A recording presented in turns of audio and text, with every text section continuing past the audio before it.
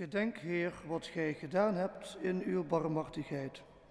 Blijf uw zegen en bescherming verlenen aan uw dienaren, voor wie Christus, uw Zoon, met zijn bloed het paasfeest heeft ingewijd, die leeft en heerst in de eeuwen der eeuwen. Amen.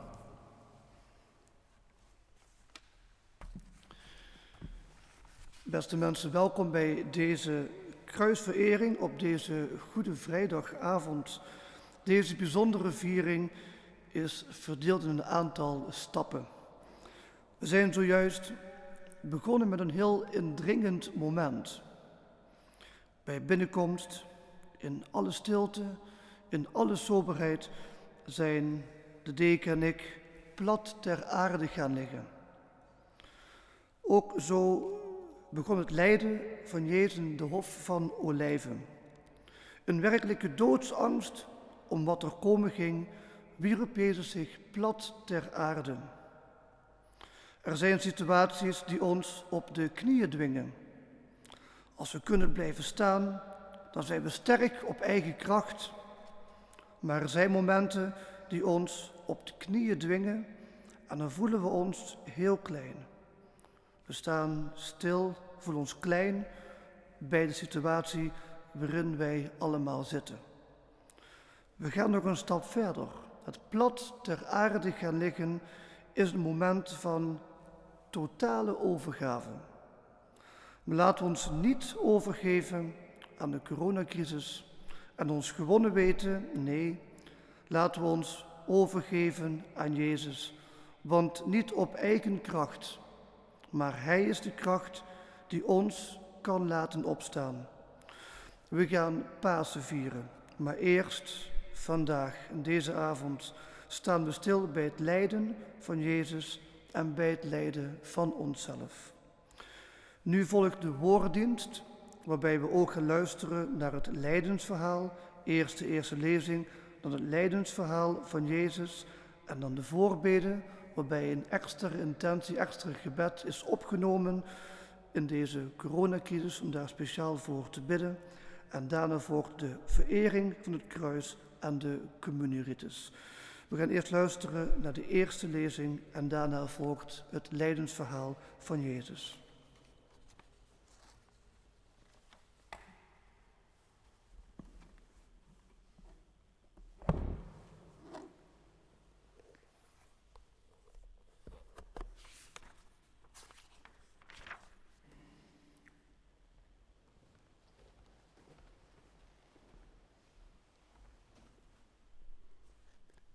Uit de profeet Jesaja.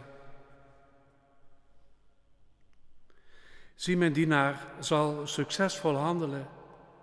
Hij zal worden verhoogd en verheven en zeer verheerlijkt. Zoals veel over hem ontsteld hebben gestaan, zo misvormd was hij, zo onmenselijk van voorkomen en zijn schoonheid beneden die van mensenkinderen. Zo zal hij vele volkeren slaan met verbazing. Koningen zullen hun mond voor hem sluiten, want wat hun niet verteld is, aanschouwen zij. En wat zij niet hebben gehoord, dat zien zij in. Wie kon geloven wat wij hebben gehoord en over wie is de arm van de Heer zichtbaar geworden? Hij is geprezen als een alleenstaande loot en als een wortel uit dorre grond. Hij had gestalte nog luister, zodat wij naar hem konden zien. Geen voorkomen, zodat wij hem zouden kunnen begeren. Veracht en door mensen verstoten. Man van smarten en door lijden gerijpt. Als een die zijn gelaat voor ons heeft verborgen. Veracht en door ons niet geteld. Toch waren het onze pijnen die hij droeg en onze smarten die hij op zich nam. Wij daarentegen beschouwen hem als een getroffene. Als iemand die door God is geslagen en vernederd. Hij is echter doorboord om onze zonde, mishandeld om onze misdaden. Want op hem rust de straf voor ons heil en door zijn striemen is er genezing voor ons. Wij allen dwaalden als een kudde. Ieder ging zijn eigen weg. De Heer liet op hem neerkomen, de misdaad van ons allen. Men mishandelde hem en hij heeft het aanvaard. Hij heeft zijn mond niet geopend.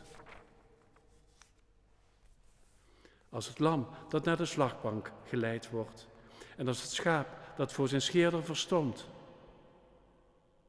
zo heeft hij zijn mond niet geopend. Door een geweldige rechtspraak is hij weggerukt. Wie is er nog die aan zijn leven denkt? Hij is immers weggenomen uit het land der levenden, om de zonde van mijn volk tot de dood toegeslagen. Maar geeft hem een graf bij misdadigers en bij de rijken een rustplaats, ofschoon hij geen onrecht gepleegd heeft en er geen bedrog is geweest in zijn mond. Het heeft de Heer behaagd hem te slagen, te pijnigen. Dan brengt hij zichzelf ten offer. Toch zal hij een nageslacht zien, zijn dagen verlengen en de wens van de Heer zal door zijn hand vervuld worden. Om zijn zwoegen zal hij licht zien en worden verzadigd. Door zijn inzicht zal mijn dienaar als rechtvaardige vele rechtvaardigen en hun misdaden zal hij op zich laden. Daarom zal ik hem deel geven onder de groten en met machtigen zal hij de buit verdelen, omdat hij zijn ziel prijsgaf aan de dood en onder de zondaars gerekend is. Hij draagt immers de zonde van velen en is voor de zondaars een voorspraak. Zo spreekt de Heer.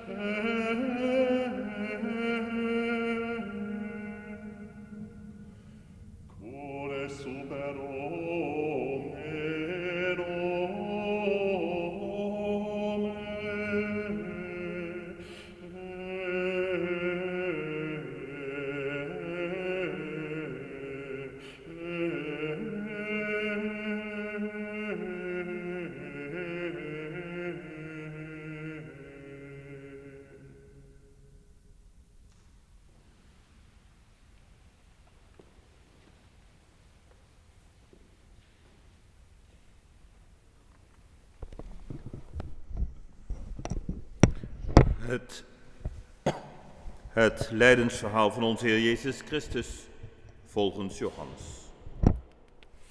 In die tijd ging Jezus met zijn leerlingen naar buiten, naar de overkant van de berg Kedron.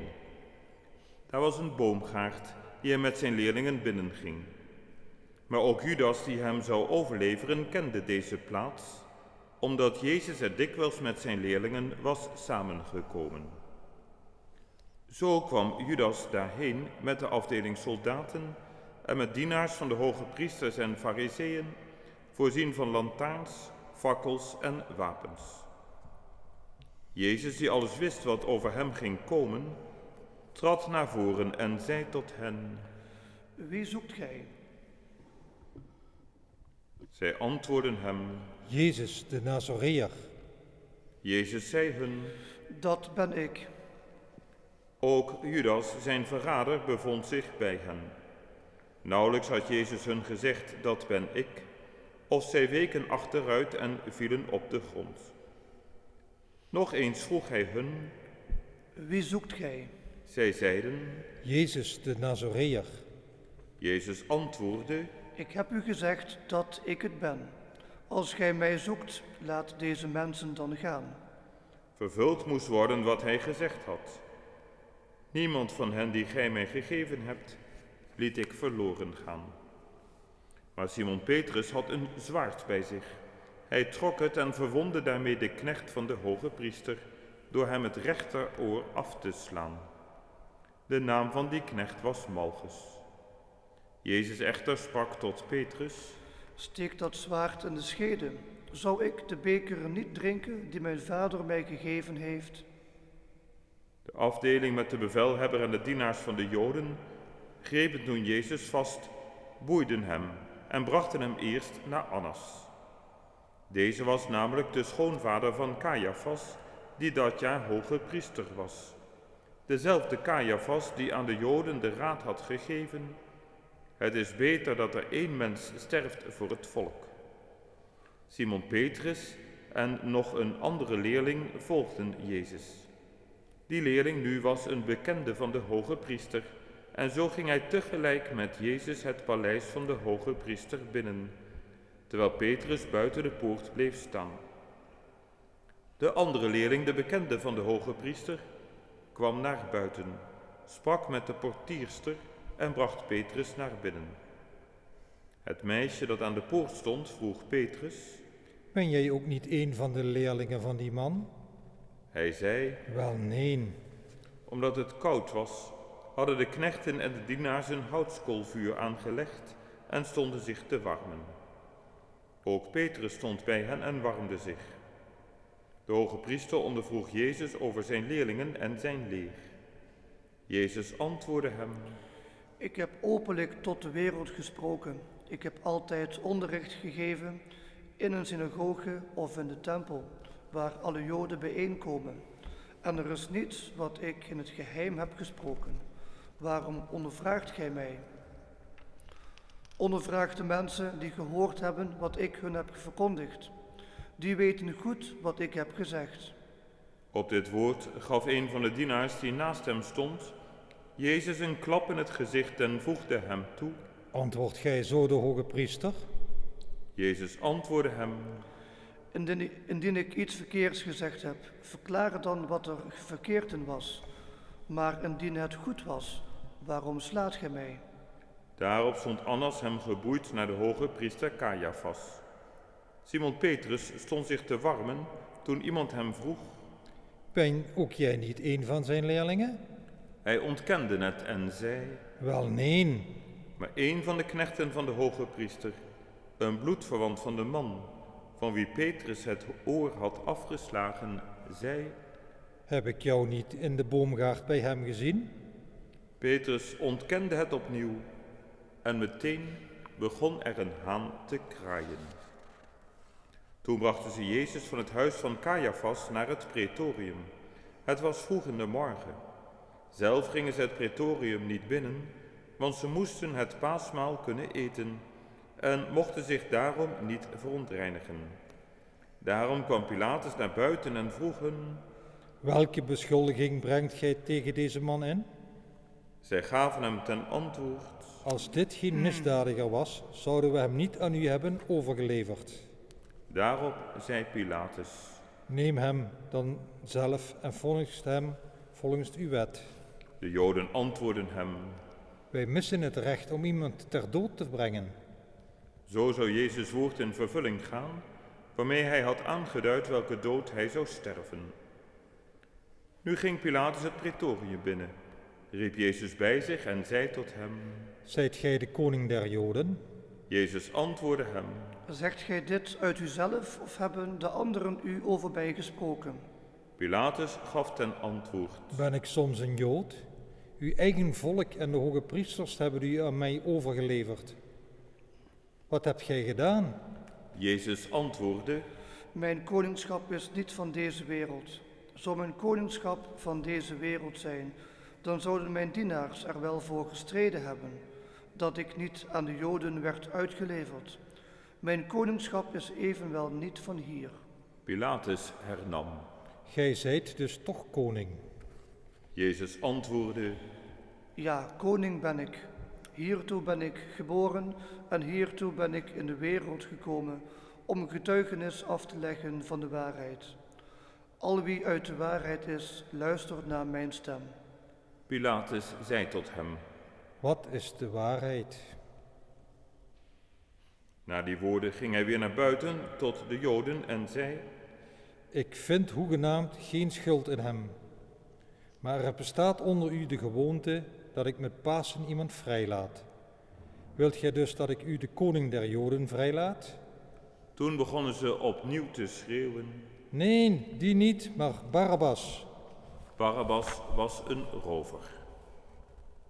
Toen liet Pilatus Jezus geeselen. De soldaten vlochten een kroon van doorntakken, zetten hem die op het hoofd en wierpen hem een purperen mantel om. Ze traden op hem toe en zeiden: Gegroet, koning der Joden. En ze sloegen hem in het gezicht. Pilatus ging weer naar buiten en zei tot hen: Zie hier, ik breng hem naar buiten om u te doen weten dat ik volstrekt geen schuld in hem vind. Jezus kwam dus naar buiten, terwijl hij nog de doornenkroon en de purperen mantel droeg. Pilatus zei tot hen: Zie hier, de mens. Maar toen de hoge priesters en hun dienaars hem zagen, schreeuwden ze: Kruisigen, kruisigen. Pilatus zei hun: Neemt gij hem dan en kruistigt hem, want ik vind geen schuld in hem. De Joden antwoordden hem: Wij hebben een wet en volgens die wet moet hij sterven, omdat hij zich voor Gods Zoon heeft uitgegeven. Toen Pilatus het hoorde, werd hij nog meer bevreesd. Hij ging het praetorium weer binnen en sprak tot Jezus. Waar zijt gij vandaag? Jezus gaf hem echter geen antwoord. Daarop zei Pilatus: Gij spreekt niet tegen mij. Weet ge dan niet dat ik de macht heb om u vrij te spreken, maar ook de macht heb om u te kruisigen? Jezus antwoordde: Ge zoudt volstrekt geen macht over mij hebben, als u die niet van boven gegeven was. Daarom is de zonde van hem die mij aan u heeft overgeleverd groter. Van dit ogenblik af wilde Pilatus ertoe overgaan hem vrij te laten. Maar de Joden schreeuwden: Als ge die man vrijlaat, zijt ge geen vriend van de keizer. Wie zich voor koning uitgeeft, komt in verzet tegen de keizer.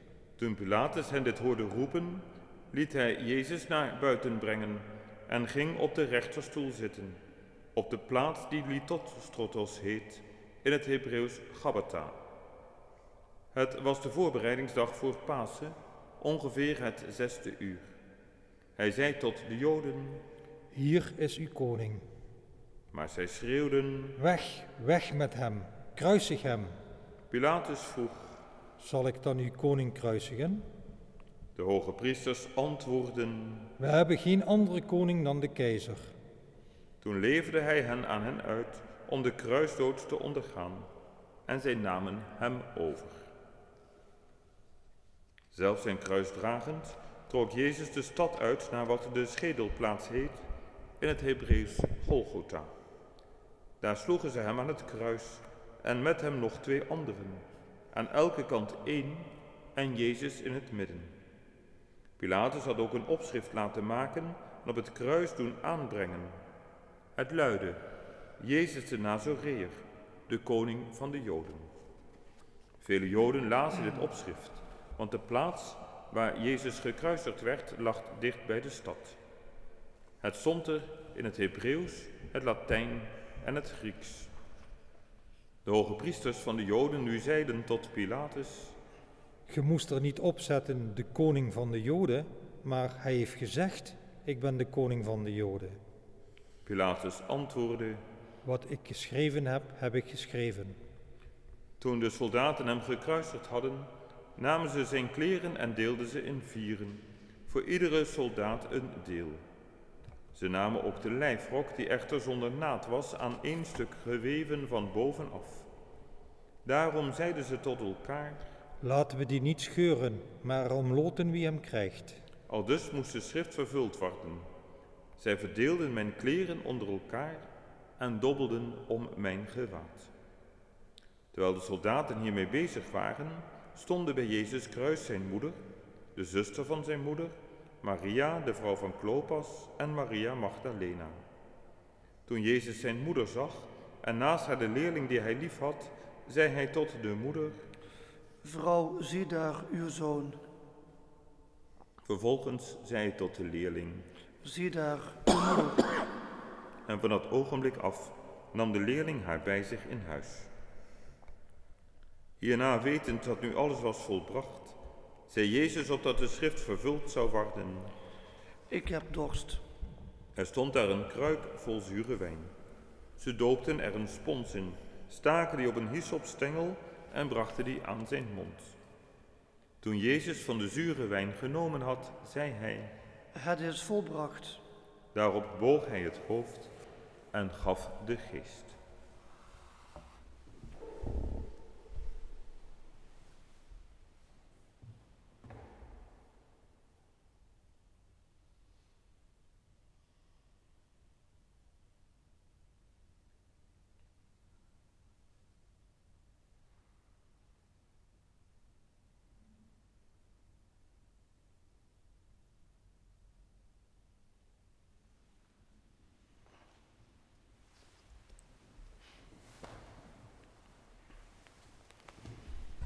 Aangezien het voorbereidingsdag was en de Joden niet wilden dat de lichamen op Sabbat aan het kruis bleven, het was bovendien een grote Sabbat, vroegen zij aan Pilatus verlof de benen van de gekruisigden te breken en hen weg te nemen. Daarom kwamen de soldaten en sloegen zowel bij de ene als bij de andere die met hem was gekruisigd de benen stuk. Toen ze echter bij Jezus kwamen en zagen dat hij reeds dood was, sloegen ze hem de benen niet stuk. Maar een van de soldaten doorstak zijn zijde met een lans. Terstond kwam er bloed en water uit. Wie het heeft gezien, getuigt hiervan. Zijn getuigenis is waar en hij weet dat hij de waarheid zegt, opdat ook gij zoudt geloven. Dit is gebeurd, opdat de schrift zou vervuld worden. Van zijn gebeente zal niets worden verbrijzeld. Terwijl nog een ander schriftwoord zegt: ze zullen opzien naar hem die ze hebben doorstoken. Jozef van Arimathea, die een leerling was van Jezus, maar in het geheim uit vrees voor de Joden, vroeg daarna aan Pilatus het lichaam van Jezus te mogen wegnemen. Toen Pilatus dit had toegestaan, ging hij dus heen en nam het lichaam weg. Nicodemus, die hem vroeger 's nachts bezocht had, kwam ook en bracht een mengsel van mirre en aloë mee, ongeveer 100 pond. Zij namen het lichaam van Jezus en wikkelden het met de welriekende kruiden in zwachtels, zoals bij een Joodse begrafenis gebruikelijk is. Op de plaats waar hij gekruisigd werd lag een tuin, en in die tuin een nieuw graf, waarin nog nooit iemand was neergelegd. Vanwege de voorbereidingsdag van de Joden, en omdat het graf dichtbij was, legden zij Jezus daarin neer.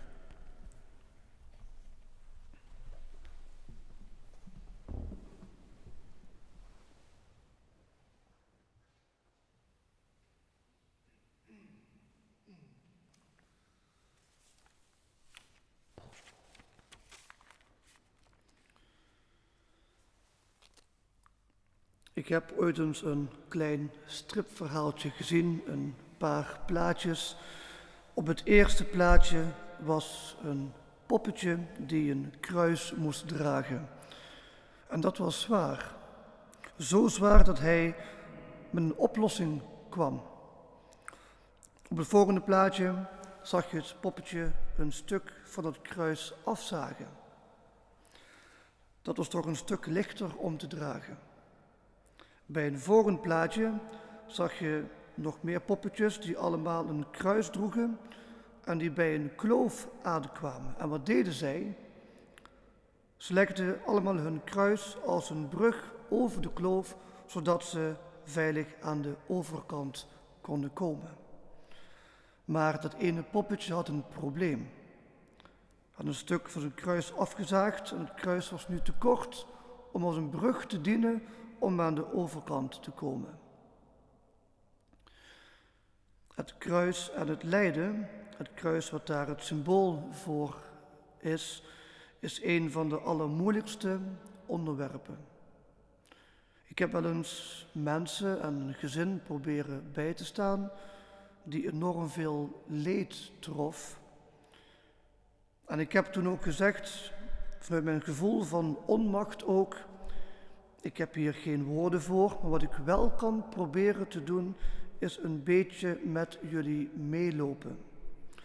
En dat is waar wij vanavond bij stil mogen staan. Wij vinden geen antwoord op de vraag, waarom overkomt mij dit? Het enige wat we wel kunnen doen, is met de ander meelopen en proberen het kruis van elkaar, het leed, wat te dragen. Elkaar tot kracht te zijn en niet denken dat we het allemaal puur en alleen op eigen kracht redden. Elkaar tot kracht te zijn en te dragen. Dat poppetje in dat stripverhaaltje laat eigenlijk zien wat we allemaal het liefste zouden doen. En dat is heel menselijk. Een stukje lijden willen wegnemen. Maar helaas is het niet altijd mogelijk. En het begint eigenlijk al met dat dragen van een kruis. Het liefst dragen wij geen kruis. Het liefst willen wij een leven leiden zonder lijden. Maar onze ervaring is dat we allemaal wel een klein of groot kruis vroeg of laat te dragen krijgen. We staan stil bij het lijden dat Jezus gekend heeft. En in plaats van antwoorden proberen te vinden waarom er lijden is, kijken we naar Jezus die ons in lijden is voorgegaan. Hij is door een diepst mogelijk dal gegaan en daardoor kan hij zeggen tegen jou en tegen mij, tegen ons, ik weet wat jij doormaakt, ik heb het zelf meegemaakt. En dat geldt ook bij andere mensen. We kunnen het beste terecht bij iemand die precies weet wat lijden is. En dat mag ook voor ons Jezus zijn. Maar hoe diep Jezus ook gezakt is, des te meer kon hij daarna opstaan. En dat is Pasen. Hij is ons nabij in het lijden, zodat hij ons daarna kan laten opstaan door zijn kracht. Op eigen kracht is opstaan het lijden moeilijk.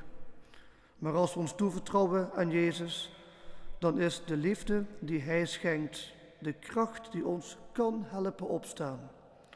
En dan is dat kruis van Jezus als een brug dat leidt naar de overkant, naar de overwinning.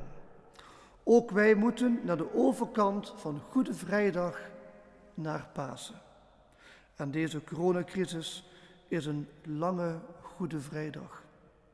In deze tijd hebben we elkaar meer dan ooit nodig.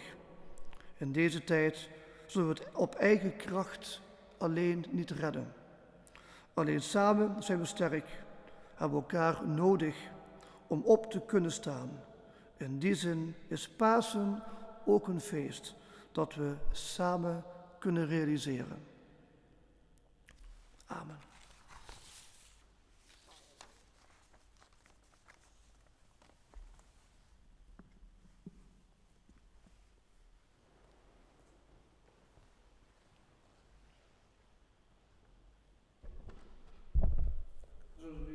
onze intenties en voorbeden in gebed uitspreken.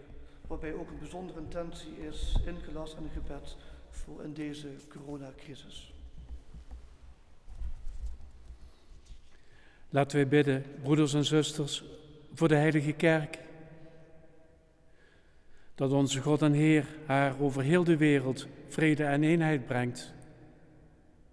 Dat in ons leven tijden van rust en stilte komen tot verheerlijking van God, de Almachtige Vader.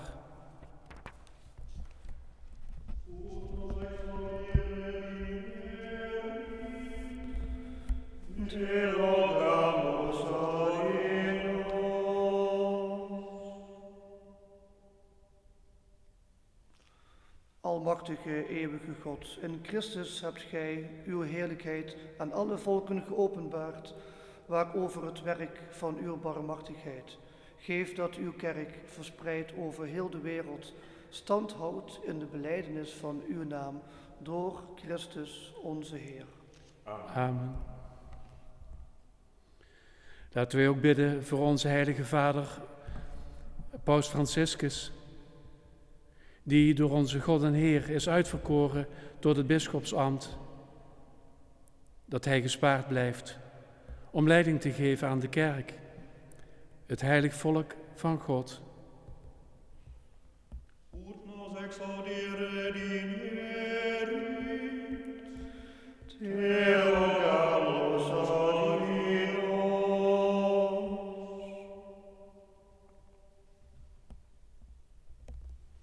Almachtige, eeuwige God, alles wat bestaat steunt op uw raadsbesluit. Luister naar ons gebed, bewaar in uw liefde de paus, die gij over ons hebt aangesteld. Moge het christenvolk dat door u wordt bestuurd, onder zijn leiding, altijd toenemen in geloof, door Christus onze Heer. Amen. Laten we ook bidden voor onze bisschop Harry, voor alle bisschoppen, priesters en diakens van de kerk en voor heel het gelovige volk.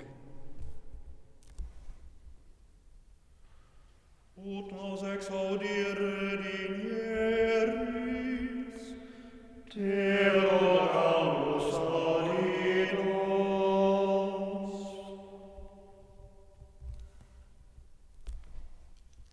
Almachtige, eeuwige God, door uw geest leidt en heiligt gij allen die tot de kerk behoren, het lichaam van de Heer.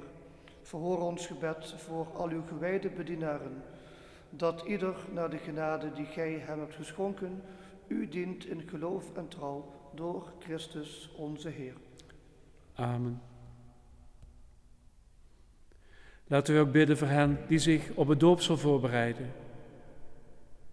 Dat onze God en Heer hun oren opent om met hun hart zijn woord te verstaan en hun de deur ontsluit van zijn barmhartigheid. Dat zij door de wedergeboorte in het waterbad vergiffenis verkrijgen van alle zonden en geborgen zijn in Christus Jezus, onze Heer. Ut nos exaudere dineris, te rogamus adinos.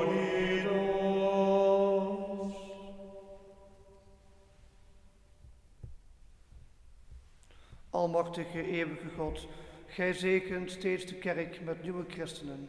Breng de doopleerlingen geloof en inzicht bij. Geef dat zij herboren worden uit het water van het doopsel en in de gemeenschap worden ingelijfd van hen die gij als uw kinderen hebt aangenomen, door Christus onze Heer. Amen. Laten we ook bidden voor al onze broeders en zusters die in Christus geloven. Dat onze God en Heer hen, die trouw zijn aan de waarheid, samenbrengt en in zijn ene kerk bewaart. Ut nos exaudere dineris, te rogamus adinos.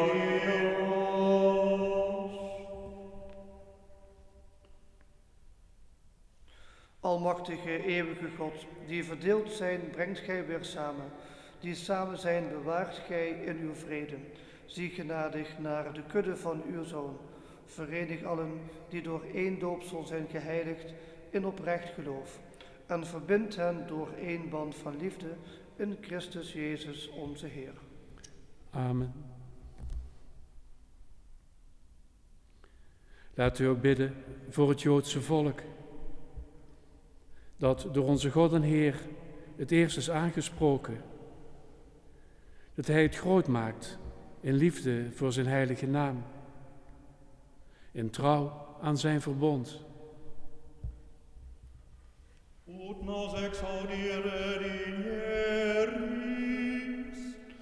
te rogamus adios.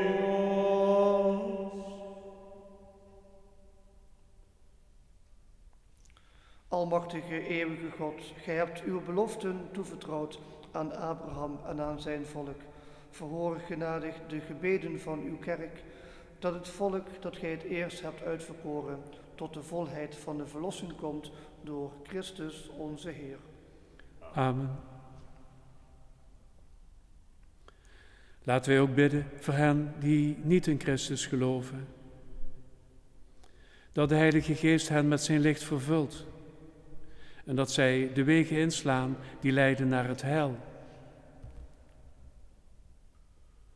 Ut nos exaudire digneris, te rogamus adios.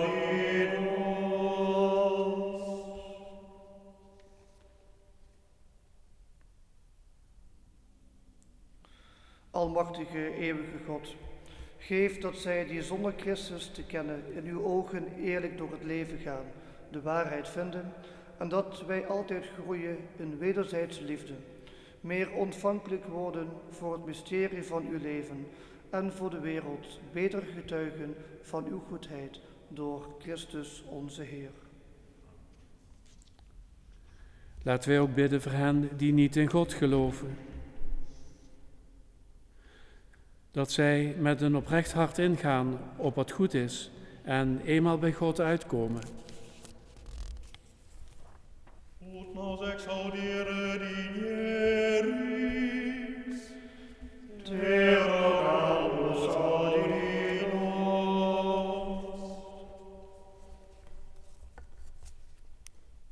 Almachtige, eeuwige God, gij hebt de mensen zo gemaakt dat zij in hun verlangens u altijd zoeken en tot rust komen als zij u vinden.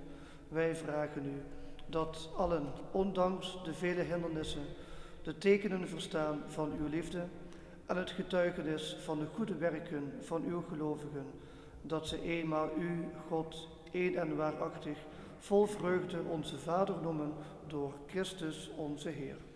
Amen.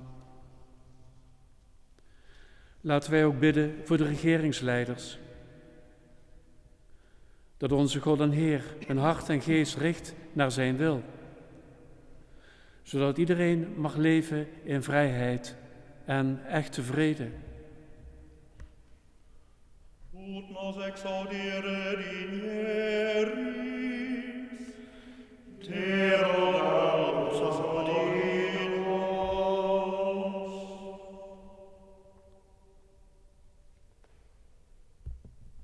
Almachtige, eeuwige God, het leven van de mensen ligt in uw hand. En voor de rechten van de volken staat gij borg. Sta onze regeringsleiders bij en geef dat overal ter wereld onder alle volkeren voorspoed en blijvende vrede heersen en vrijheid van godsdienst door Christus onze Heer. Amen. Voor alle die in nood verkeren. Laten wij bidden, broeders en zusters, tot God de Almachtige Vader, dat Hij de wereld van dwaling zuivert, gevaarlijke ziekte en hongersnood verdrijft, gevangenissen ontsluit en boeien verbreekt, een thuis schenkt aan ontheemden, veiligheid aan hen die onderweg zijn, genezing voor zieken en voor de stervende eeuwig heil. Ut nos exaudire digneris, te rogamus adios.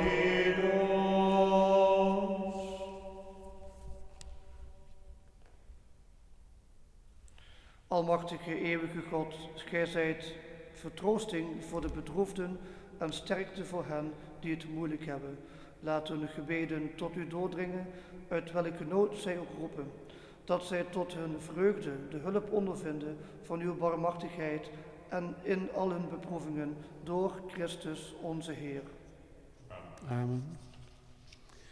Laten we bidden voor allen die de gevolgen ondervinden van de huidige coronapandemie. Dat God troost en genezing schenkt aan de zieken. Hoop aan hen die in angst leven of in nood verkeren. Kracht aan hen die de zieken bijstaan. Inzicht aan wetenschappers die naar geneesmiddelen zoeken. Wijsheid aan hen die maatregelen treffen voor de maatschappij. En het eeuwig licht aan de mensen die aan het virus bezweken zijn. Ut nos exaudere digneris, te rogamus audi nos.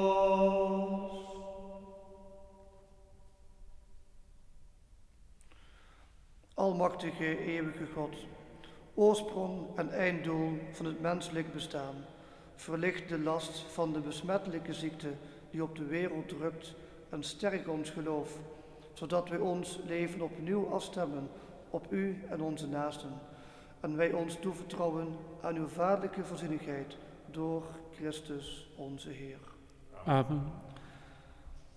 Dan terwijl de kaarsen bij de baar worden ontstoken, zal het kruis gehaald worden om de kruisverering dan nu te laten plaatsvinden.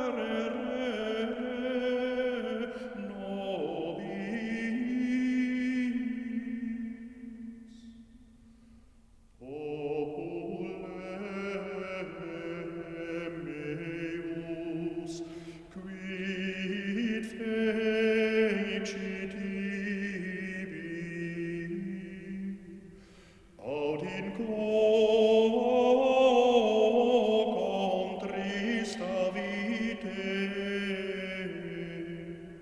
responde mihi.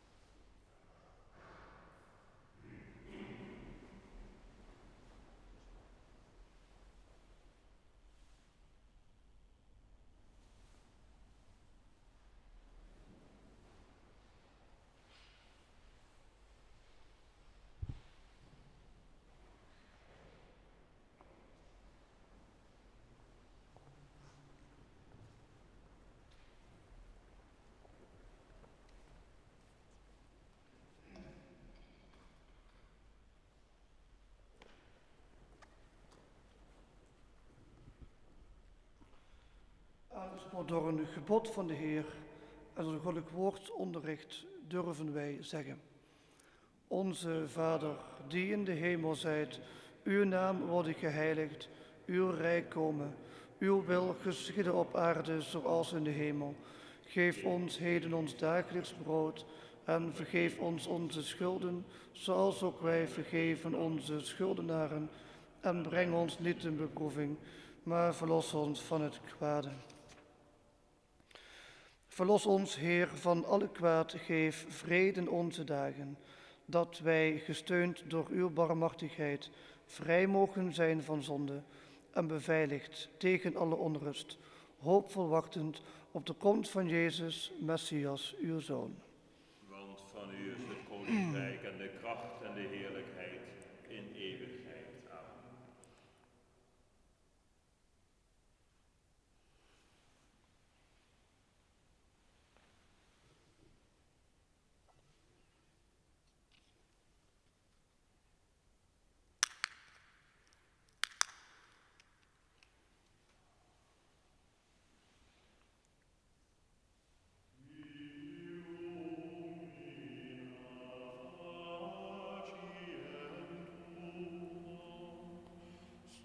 Servum tuum, et salvum me fac in tua misericordia. Domine, non confunda quoniam invocavite.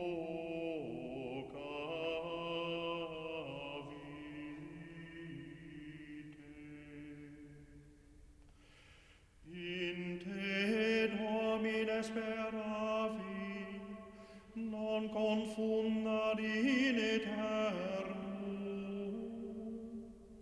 In justitia tua libera me.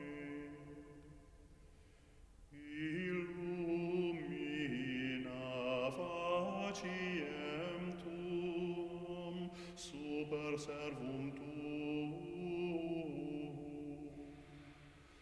Et salvum me fac in tua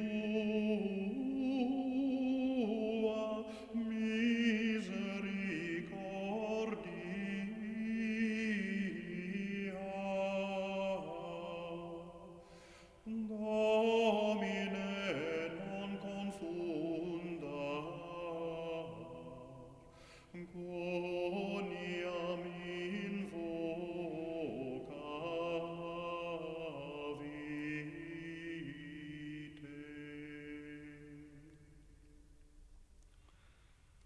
Zegt u als de Heer ziet, lam Gods dat wegneemt de zonden van de wereld. Heer, ik ben niet waardig dat gij tot mij komt, maar spreek en ik zal gezond worden.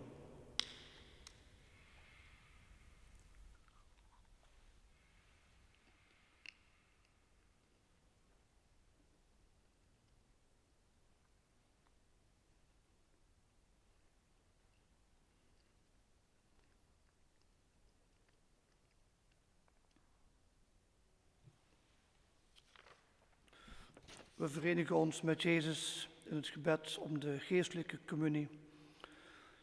Mijn Jezus, ik geloof dat u aanwezig bent in het allerheiligste sacrament van het altaar. Ik hou van u boven alles en ik verlang u mijn ziel te ontvangen. Aangezien ik u op dit moment niet sacramenteel kan ontvangen, kom dan tenminste geestelijk in mijn hart. Ik omhels u alsof u er al was en verenig mij volledig met u. Sta nooit toe dat ik van u gescheiden word.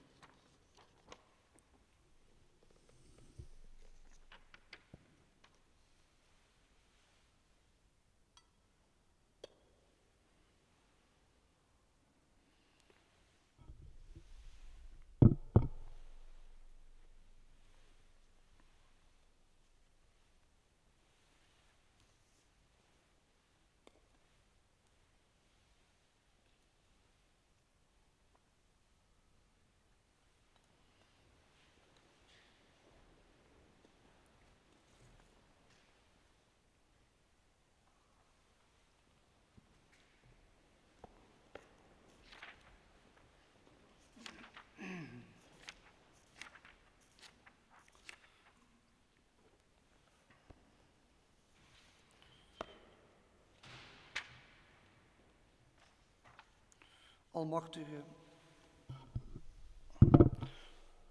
laat ons bidden. Almachtige, eeuwige God, aan de dood en de verrijzenis van uw Zoon hebt gij ons nieuw leven gegeven. Bewaar in ons het werk van uw barmhartigheid, opdat wij door onze deelname aan dit mysterie een leven leiden dat u is toegewijd door Christus onze Heer. Bedankt voor het meevolgen en mee mogen beleven van deze kruisverering, waar je nog even aan dacht, wat mij zo bijgebleven is, even met u terug naar dat moment dat de paus op dat lege Sint-Pietersplein het Urbi et Orbi uitsprak, zegen over stad en wereld. Een indringend moment, een leeg Sint-Pietersplein, een regenachtige avond, helemaal alleen daar voor te gaan in gebed. En het blijft me bij wat ook gezegd werd door de reporter. Het moment dat de paus de zegen gaf met het Allerheiligste, dat je tegelijkertijd hoorde je de klokken luiden van de kerk en het loeien van de sirenes in de verte. Twee werelden die elkaar ergens raken. Het loeien van de sirenes, de zorg. In deze tijd de zorg die we naar elkaar mogen uitspreken, de zorg naar elkaar toe in deze moeilijke tijd. Mensen in de zorg, maar ook wij allemaal in de zorg naar elkaar toe. En ook de klokken die luiden, Jezus die voor ons wilt zorgen. Laten we daaraan vasthouden. Te midden van deze moeilijke tijd, Jezus wil voor ons zorgen en wij moeten proberen voor elkaar te zorgen. We gaan op naar Pasen. Morgen om 21 uur 's avonds, dan vieren we de plechtige paaswaken. En u kunt natuurlijk dat live met ons meevolgen. En zondag eerste paasdag om 10 uur. Nog een hele fijne avond. We eindigen met het gebed over het volk. Heer, wij bidden u, laat overvloedige zegen neerdalen over uw volk, dat in de hoop op zijn verrijzenis de dood van uw Zoon heeft herdacht.